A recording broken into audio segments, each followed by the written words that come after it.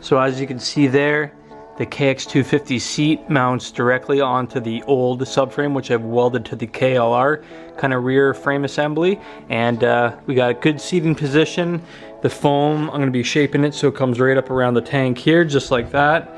And we got a wicked retro Kawasaki KX seat cover to go on there. I'll show you here in a second. I got a big pile of retro parts.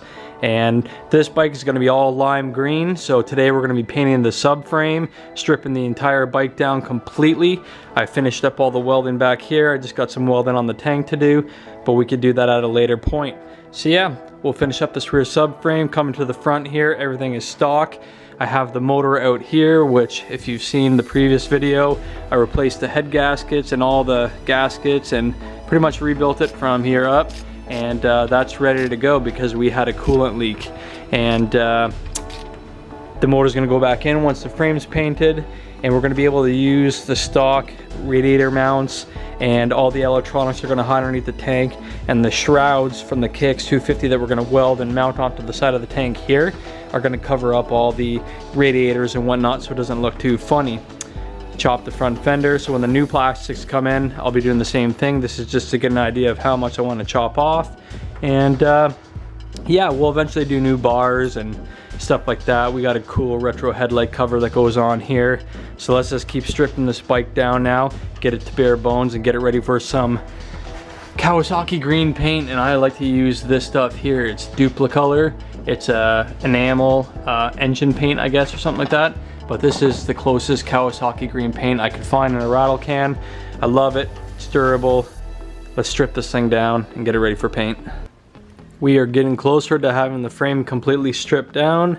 Gas tank, handlebars, all the feet pegs are all off. So let's just go ahead, remove the front forks, remove the rear swing arm, and start scuffing, getting it ready for some green paint. Just went ahead and threw it up onto the little stand we got here just to make life a little bit easier. Pull the forks off, and then we'll get the rear swing arm out, and the frame should just kind of hover on the stand where it is. There you have it. Got the frame all stripped down. Forks are off, rear swing arm, engine, everything is gone. We're left with the subframe, and basically all we got to do is clean up some of the welds. And I'm not going to be too fussy about this. I just want it to be green. So let's go ahead and start scuffing, prepping it for paint.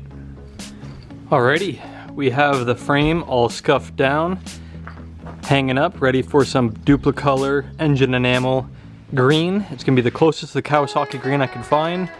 And there it is. We got the VIN number and all the information on the front covered up. Got a little makeshift stand here. Hopefully it doesn't rain. It was raining this morning. And yeah, we're gonna get ready to lay down some primer first, just some gray primer. And then we'll go ahead and probably do about 3 coats of this Duplicolor green engine enamel. So let's get after it, start spraying.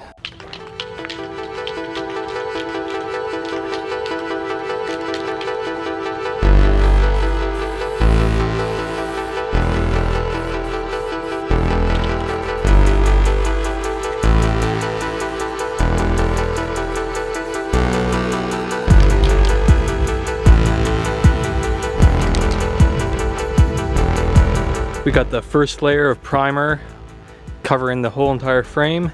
Started off with some white primer, but then my tip on the rattle can started to mess itself up, so I had to switch over to gray. Not a big deal, we're not doing a fluorescent green. If you're doing fluorescent, the lighter the base, the brighter the color. But with this engine enamel green on top of the gray, I've done it before, it looks totally fine. So I'm pretty happy with how that turned out. You can see the VINs all covered up there, and we got some good coverage over the entire frame. So there's 0 bare metal left on this. So once this is dry, we're ready to lay down the green, and yeah, can't wait to start assembling this bike again.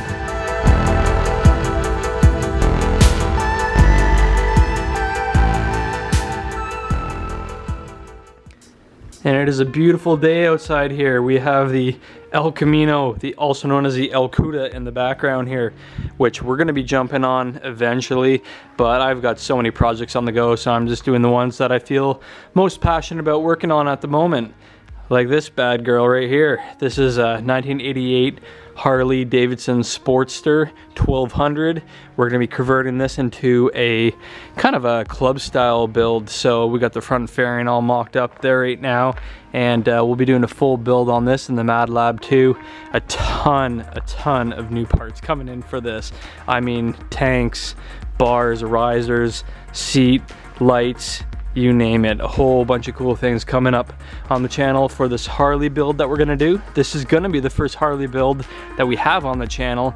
So for any new subscribers, you know, hit the like button, hit the subscribe button, comment below, let me know what you want to see as far as this Harley build goes. I got a crazy paint job planned for this. We'll wait till you see that. But let's keep going on this thing. All right, it is time to lay down some green Duplicolor paint. The frame is all dry. So as you can see, primer is dry to the touch. Finally, ready to lay down some green color. So probably do like 2 or 3 coats of this, and we should have a Kawasaki green frame.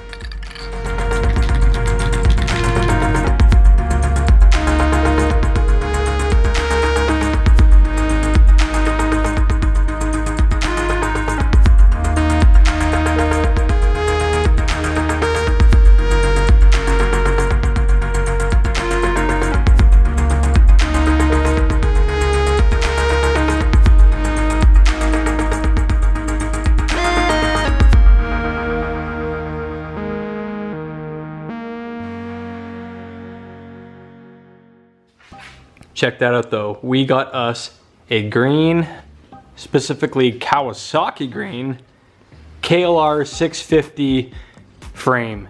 That looks wicked. You can see the tape job I did there. Came up pretty nice looking. If we did a clear coat over top this, it would look even better. You're still able to see the VIN, which is great. And I couldn't be more happy with the color of the paint. Laid down really nice. I got about probably 2 full heavy thick coats of paint out of the rattle can, and as you can see, try to focus here, there we go, it's looking pretty good.